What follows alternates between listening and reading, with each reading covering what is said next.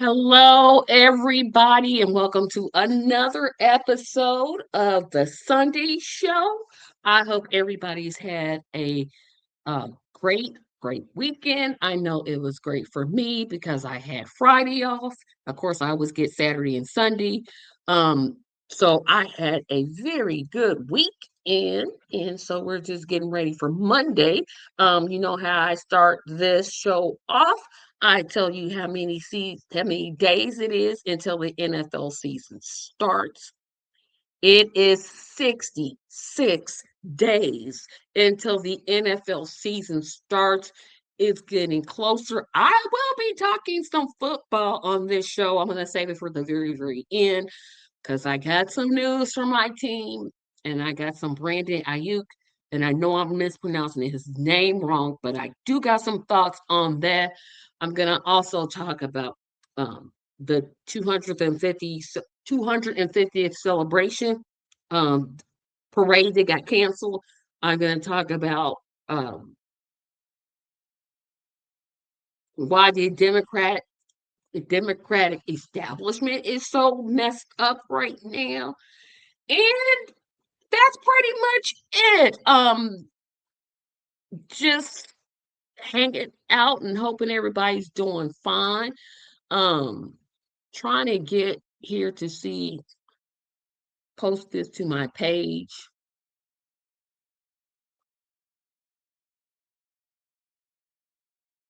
Um, and go from there. We got some announcements, some bills to pay. First of all, hit that subscribe button, hit it, smash it, obliterate it, destroy it. We are still 74 subscribers away from 500. The page is so very close to 500. Help me to get to 500 subscribers. Subscribing is literally free, doesn't cost you anything. Also hit the notification bell so you know when I'm going live. But hit, destroy, obliterate, destroy that subscribe button. 500 is the goal. You can support me on Patreon. Patreon support starts at $2 per month. That $2 per month is finally going to help me to get a desk and a microphone so that I can stop recording on my bed because I think that looks not professional. And finally, contribute to the First Baptist Church North Drama Academy. Again, the goal is $10,000. Your contribution of 5, 10, 15, $20 helps us to reach out to inner city youth with dramatic theatrical expression. So, like I said, we've got a lot to talk about today. Um, I'm going to bring up an article here. Matter of fact, no, I'm going to bring up a clip here. I'm going to do a lot of screen sharing today. So, let's see.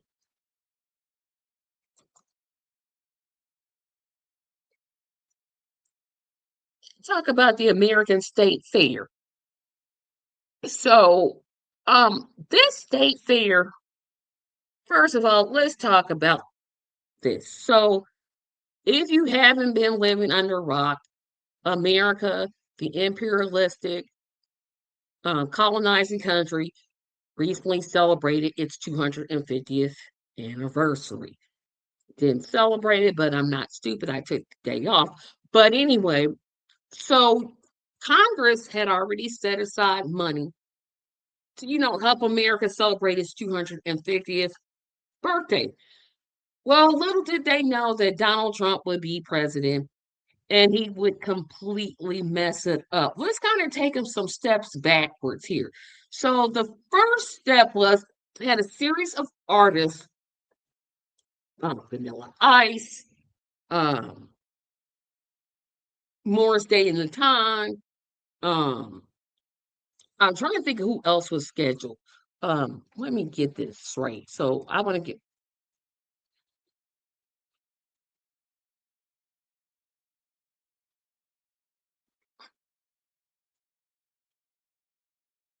wait a minute, guys. I want to make sure I got this list right.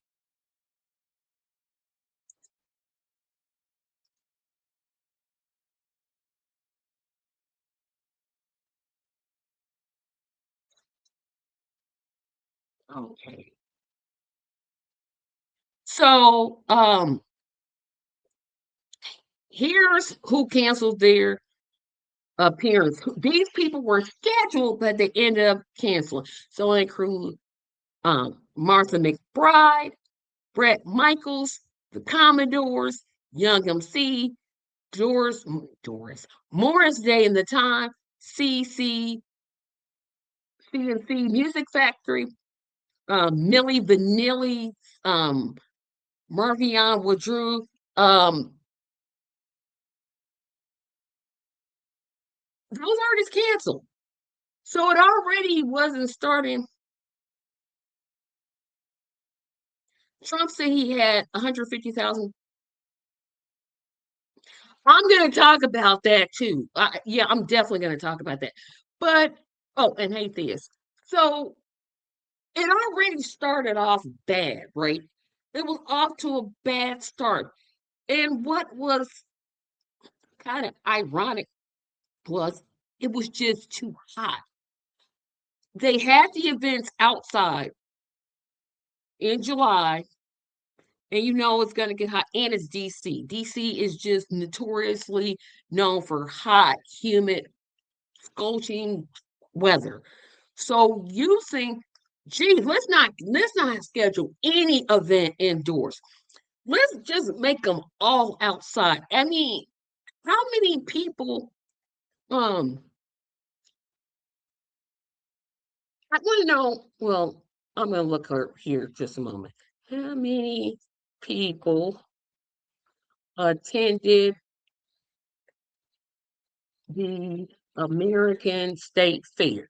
Now, Trump has saying um that it was 150,000, but AI is saying that it was 200,000 people. Um, know if I can believe 200,000 people attended because again, keep in mind that um it was high. It was like 100 and maybe 4, maybe 5. I I don't I don't believe that 200,000 people um um attended because again, and this is just weather, not um just Trump being a liar, but um then well, let me get my thoughts together here. So let me show a clip here. Um,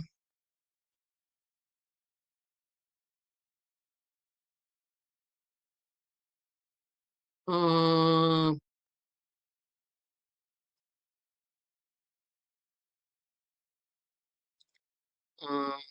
um,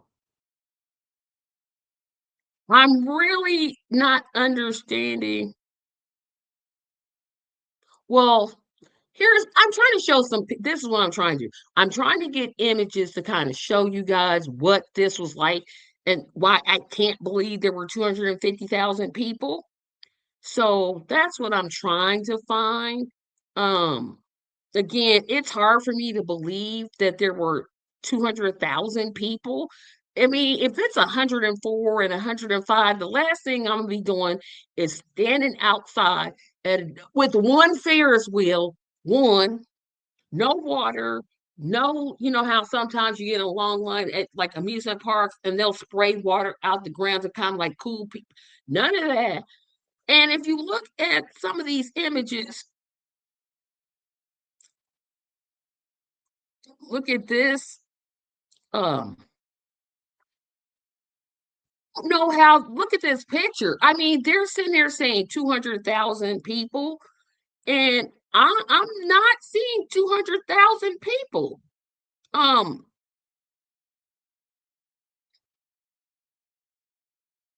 they can't, I don't know where they're getting this number at. I can't imagine that there's 200,000 people sitting here saying, gee, let me do this. And Everybody else is stating, hey, look at this. 200,000? I don't believe it. I don't believe that 200,000 people um attended this event. I just don't. I don't believe it. Um, it's like, well, why make it up? Just say, hey, the weather kept people home. Not that I think that would matter, but I don't think, you know, we all saw a true stop entertain is nonsense. But that's why I do this show, because I have to be in. It's hilarious to me that something that should have been a home run in terms of the planning and the execution of this event. This event should have been a home run to plan. 250, I mean, America's a relatively young nation. China's been around 5,000 years. Other nations in Africa have been around just as long. Um, Written history is like 7,500 years old. So America is relatively young. But there's innovations like you didn't talk about auto industry, fashion, entertainment. This should have been a home run, but this shows the incompetency or the competency of our so-called commander in chief. How do you mess this up?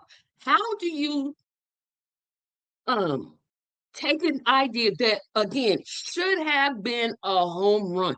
I mean, I could have got a group of 12th graders and they could have planned an event way better than this.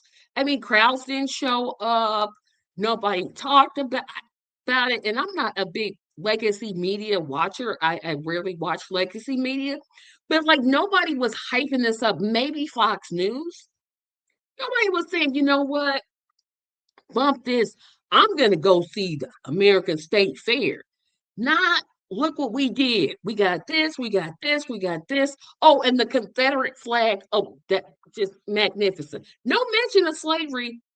No mention of slavery. But somehow you think you can celebrate 250 years of imperialism and not talk about slavery? Hey, just me. So I didn't care about it in the first place. My Independence Day is always Juneteenth.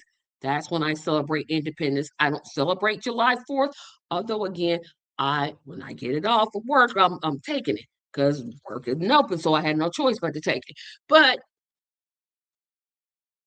I don't care enough. There's nothing about systemic racism and systemic imperialism that I care about to say, you know what I'm going to do? I'm going to get on a plane. I'm going to go to Washington, D.C. I'm going to sit down, or no, I'm going to stand in line. And sure, it'll be 104 degrees. But hey, so what? I get to ride one Ferris wheel and go. I don't know why they just didn't blame the weather. Again, to me, this shows the level of incompetence. Like, and how much money? Let me see something here. Okay, so how much money did Congress approve to plan the American State Fair? Let's see how much. So, okay, they didn't. Okay,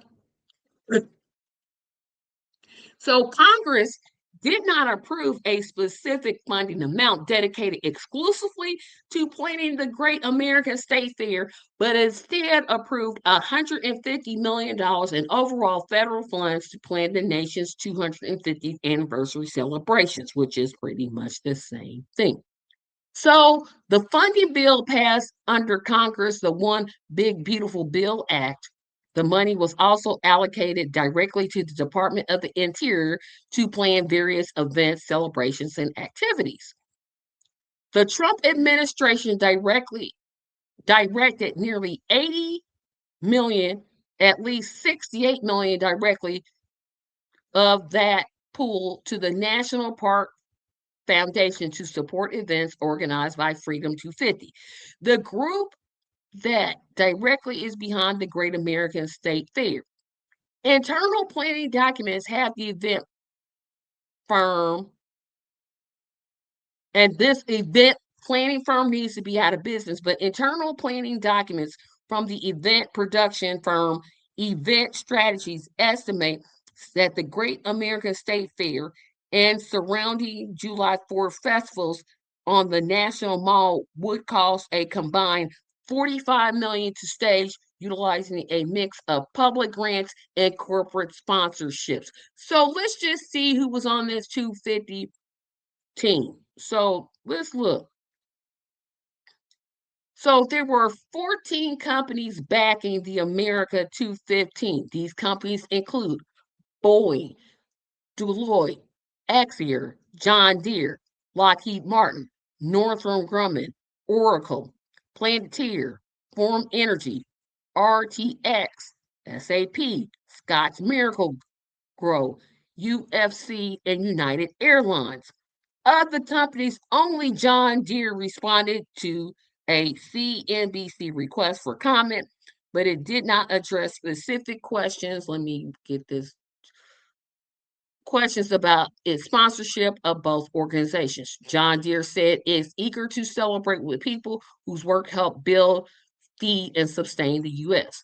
Several companies have major business before the federal government, including defense contracts, technology contracts, regulatory interests, merger considerations, tax issues, and other policy matters shaped by the Trump administration.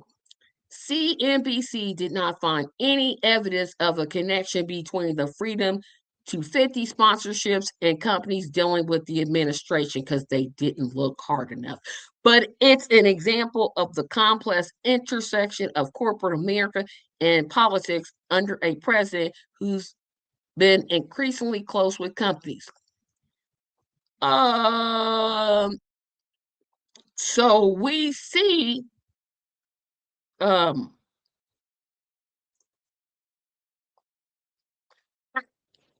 I could have, well, like, look, somebody should have told this team, whatever event company they hired, that company needs no more business. This was poorly planned, poorly executed. Like I said, on paper, this should have worked. This should have worked on every single level. Um,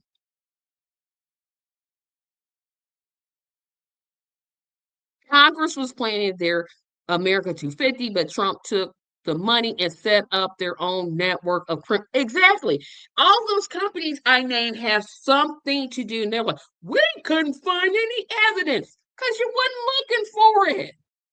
Like it doesn't, you don't have to be Perry Mason, Jessica Fletcher, Nancy Drew, the Hardy Boys to figure out there's a connection. These companies didn't sponsor that for just no real they because they just love America. No, they do not just love America. It don't no, it don't work like that. It doesn't work like that. Um, so I just 200,000. Why are they telling those lies? We could clearly see this was a monumental failure. Am I happy? A little bit. I'm not even gonna lie. But it is what it is. So I want to move on to our next subject. So I am going to um wait a minute. This one I'm definitely going to share my screen.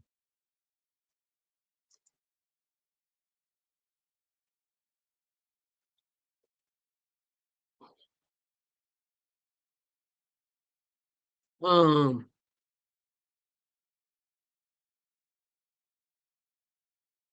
okay, so this is going to be about two people.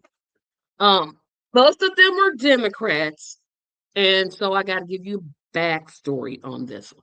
So, if you've been living under a rock, the Democratic establishment has taken several defeats um, in primaries. Um, I'm trying to get an article up just so I can kind of um, give you an idea of what's happening. So it started with New York, and Zohran Mamdani, the mayor of New York City, endorsed, I believe, 8 candidates, and all 8 of those Democratic Socialists won their primaries, some of them beating established Democrats. The contention was people like James Carville, Van Jones. Oh, well, this is just New York City. It won't spread. Well, guess what? It is spreading. So now we have races in Colorado that 3 out of the 4 Democratic Socialists running actually won their primaries. The one that didn't lose by that much of a vote. It was very, very close. So these 2 Democrats who I'm talking about decided, you know what? We better do something. And so the first thing I'm gonna play you is a report coming from well, I'm trying to get there to get this clip up.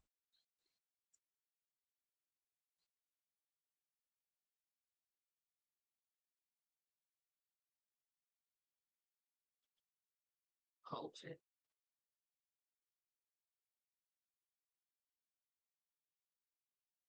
Okay.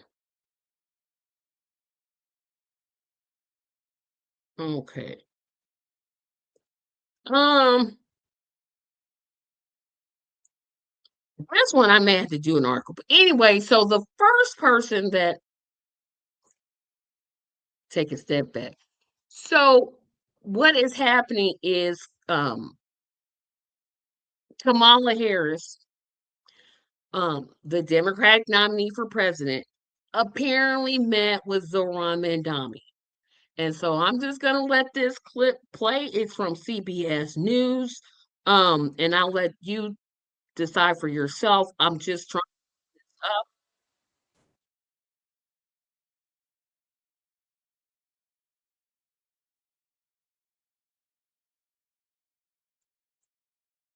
Okay, so again, this is from CBS News, the clip that I'm about to share. And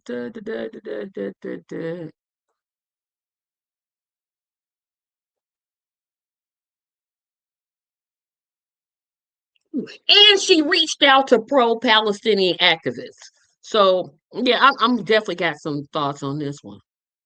Turn this up. Welcome back to the Take Up Political Panel Time. I'm so excited. Let me introduce you. Republican strategist Cassie Smedley, Democratic strategist Jaime Mora. Before we get to the politics, do you think it's real or not, Taylor Swift and MSG? It's a ruse. It's a ruse? Yeah. It's a whole head fake? I think so. Cassie? I agree, but Jaime was the guy who just came from Penn Station, so... There's a lot of energy over there right now. It's just in New York. A lot of energy. But it's a big head fake. I think so. All right, we're going to hold you to that. We're going to hold you to that. All right, so we talked about this to break. The iron rule is if I go to break on it, we start with it. Yeah. An interesting scoop in Axios. Kamala Harris reached out to Zohran Mamdani, New York City mayor, and significantly pro-Palestinian activists to talk about things.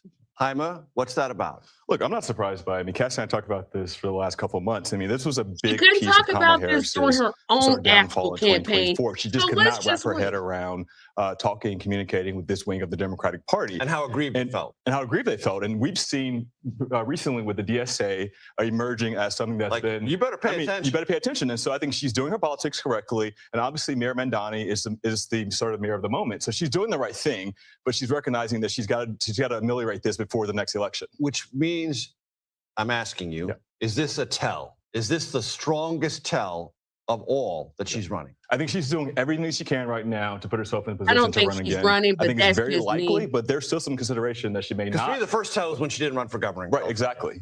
But she wants to keep black voters as close as possible as well. Cassie? Yeah, I think it's interesting that so many sort of hedged around whether or not they support Mamdani ahead of his election. And now you have, I mean, Kamala Harris remains the favorite in the odds, the betting market right now. And she's calling him. What I do think is interesting from a Republican perspective is Mamdani espouses so many of the things that when Kamala Harris talked about them in 2024, voters ran away from that. So it's interesting that Where's she instead getting that of from? saying, what are the lessons we learned from 2024? Talk about the DNC autopsy. She's doubling down. She's embracing. She's seeing that this is the future base of the Democrat Party. And as we know, you can't win if you can't turn out your base. It's interesting. Different topic for you, Cassie. I want to start with, do What you is she believe any of the disclosures that the public is reading about all day today about Donald Trump and his associated businesses making more than $2 billion while sitting as president? Okay, so we're gonna just cut that because what? Let me get back on my screen. What? Like, here's the thing. No, I'll save mine. I'll save. I can't find a clip, but I'm gonna play another clip from Kamala Harris. Her meeting with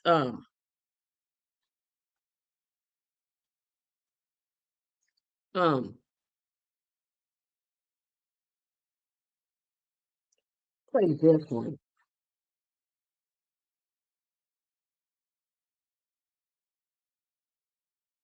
Okay, so this is Kamala Harris talking at an APEC meeting. I just want to, remind everybody of who this lady actually is. Let's just share this. Uncertainty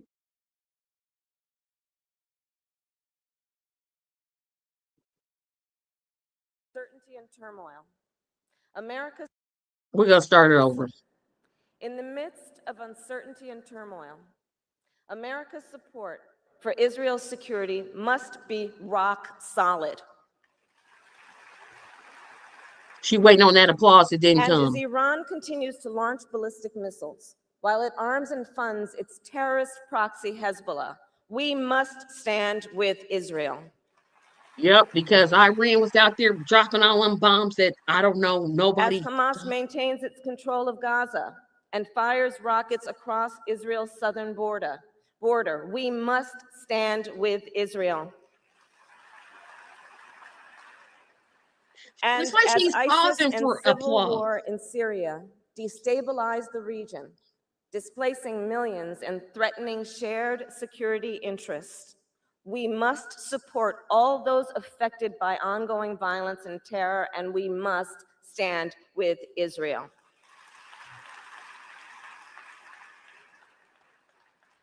Our defense relationship is critical to both nations, which is why I support the United States' commitment to provide Israel with $38 billion in military assistance over the next decade. Oh, she sure said it is why I support full funding for Israel, including for the Arrow, David Sling, and the Iron Dome missile defense systems, which save lives. It's like she's waiting for the applause and it ain't coming. That's why I am fully committing to maintaining Israel's qualitative military edge. Where is this different from Trump?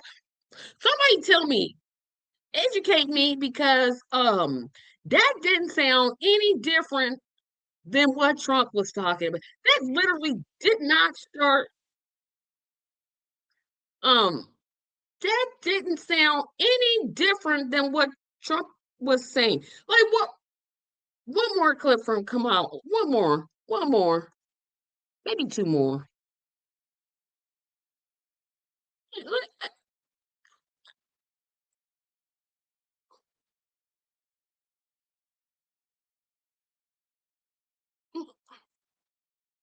Oh, they know exactly what I was talking about.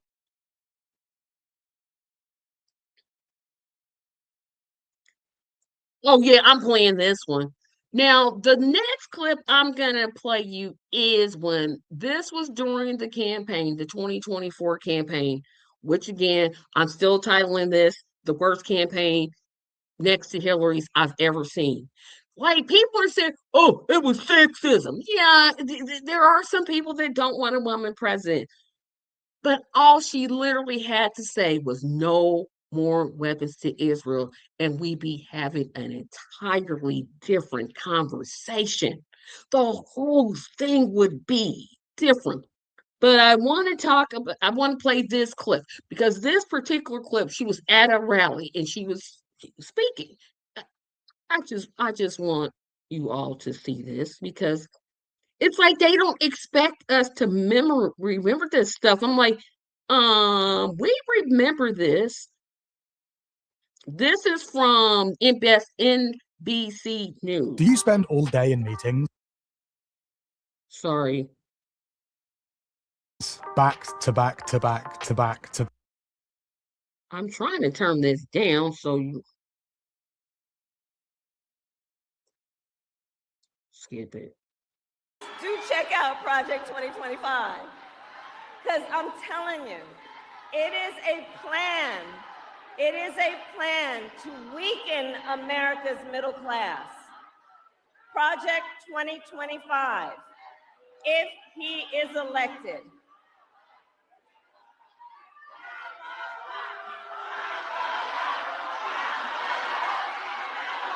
It's all good. I'm speaking. All good.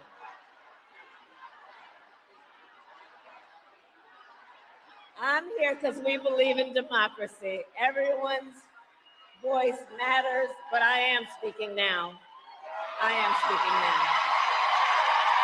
now. Yeah. Too bad the Palestinians that you helped Israel kill aren't speaking, but hey, that's just me.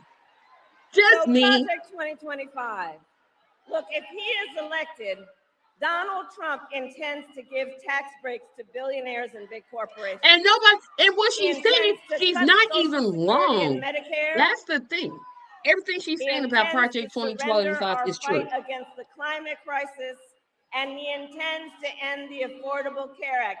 You know what? What If somebody you want Donald Trump to win, then say that. Otherwise, I'm speaking. and they hear it. Like she done said something. She done said all that word salad. Hey, bye. Bye. I'm gonna cut that off because you know what? I'm not even gonna go. Look here, Kamala, because or come on, whichever one you are, because basically I don't have to give people that commit genocide's name right. Respect is not something you've earned. This is an example of a politician, right? Remember when she ran in 2020? She was for Medicare for all. Now she's against Medicare for all. She was against fracking. Now she's for fracking. Her positions shift because what she's doing for some reason or another, she can't stand on what she actually believes, which is again brings into to question the authenticity questions that I had about the campaign. Say what you want about Trump. You knew when that man was talking, everything he was saying was a lie. He didn't believe in no more wars. He did everything opposite of what he was saying, especially in 2020. But what Kamala's doing by meeting with Zoran is saying, you know what? These voters matter, and I've got to do whatever it is to appeal to them. Not that I personally believe it, which is what those type of voters are looking for. DSA, people that vote for DSA candidates are looking for authenticity. This meeting with Zoran, to me, just looks like, okay, I'm just seeing I'm just seeing where the wind is, and wherever the wind goes, I'll go. Not that you stand on anything, not that you didn't say, like at the time of election or when you were campaigning, like I said, all you had to do was say, hey, no more weapons for Israel, and we would be talking about our first female president. Literally, that's what the no movement, what was that movement called? No wars movement? No, no, no, no, no, no, no, no, no. What was that movement called? I'm gonna look it up real quick. What was the anti-Israel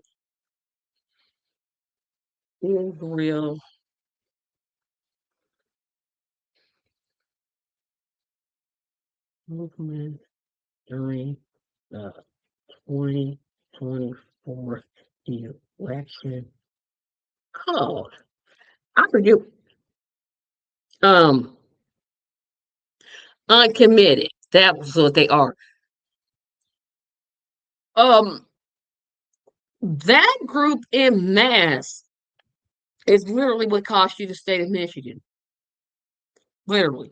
If you had just gotten the uncommitted to vote for you and say, no, like I said, if you had just said no more weapons to Israel, we would literally be having an entirely different discussion. Entirely different. But again, you listen to corporate Democrats and what DSA is doing, although I disagree with it. I think they should be their own party, but hey, nobody listens to me. Is they're changing, they're scaring the establishment, which as a third party voter, I'm here for. Anything that challenges the Democrat or Republican um, establishment, I'm for. And what I think is hilarious is that they're just outright criticizing. You had James Carville talking about, oh, well, you can't win an election. Dude, you haven't been relevant since the Clinton years. Sit down. Nobody's paying attention to you. Bill Clinton is not president anymore. He stopped being president in 19, I want to say he was president first in 93. He went from 93, had 8 terms, da da da da. Yeah, okay, whenever. But you gotta be joking. You gotta be joking to sit here and say it can't win elections. A populist message, which is what DSA candidates are running on, can win elections. They are. Here's a list of all. Let me tell you who was that lost, because this is just where I'm just like, well, wait a minute. Um, Wait a minute. I just had that list up here. Okay. Establishment. Oh, close that out.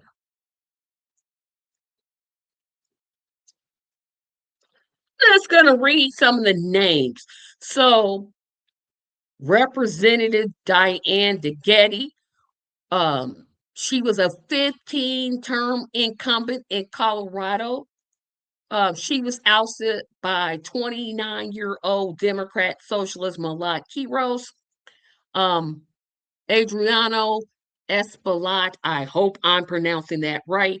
He was a 5-term representative and chair of the Congressional Hispanic Caucus. He was defeated by Dorozelia Avila Charvelier. I know I'm not pronouncing that right. In New York's 13th district, Dan Goldman, a 2-term representative from New York's 10th congressional district, was unseated by Brad Lander. Antonio Racinos,